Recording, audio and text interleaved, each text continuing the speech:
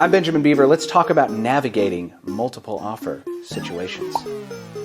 So we're currently in a time of low supply. So for the housing market, typically the available homes for sale that are not yet under contract are about twice what they are right now. So that creates often multiple offer situations where the seller who's selling a house is getting more than one offer to consider at a time. So the seller has to be aware of, what makes one offer better than another. Obviously, the price being higher helps, but there's more than that to consider. And then the buyer has to have a little bit of insight into the seller's mindset so that they can hopefully make a winning offer. So for real estate, my philosophy is more looking for win-win situations than it is a win-loss situation. Both parties are trying to accomplish a similar goal, and it helps to have a little bit of insight into the mindset of the other party. So the seller, what they're looking for obviously is the highest price they can, but just as important is how likely they are to close the deal, because they may get three offers, one for $200,000, one for $210,000, and one for $215,000.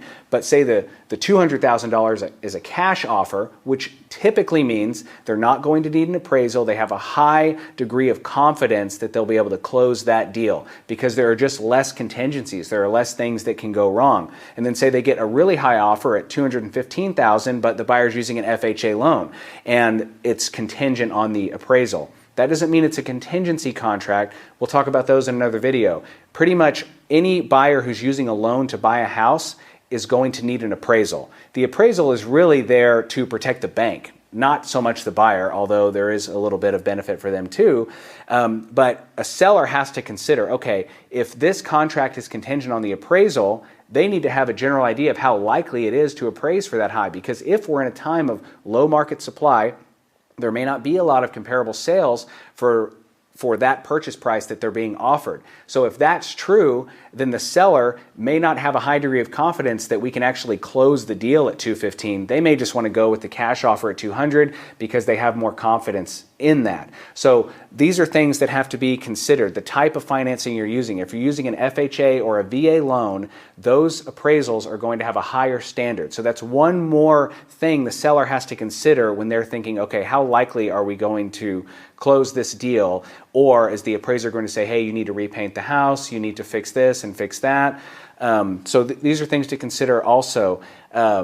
Various contingencies such as the appraisal, the inspection period, and really making it easy on the seller to have a high degree of confidence that the loan can actually close, which gets into understanding appraisals. And we're going to do another video on appraisals to kind of get into a little bit more nuance of how they work and what you need to consider about them. But really, the seller's looking for those two things: how high of a price they can get and how likely it is to close. So if you're a buyer, you need to consider the type of financing you're using, and you need to keep that in mind when you try to get inside the seller's mindset when they're getting 1, 2, 3, or 4 offers at a time on why they would choose yours over another.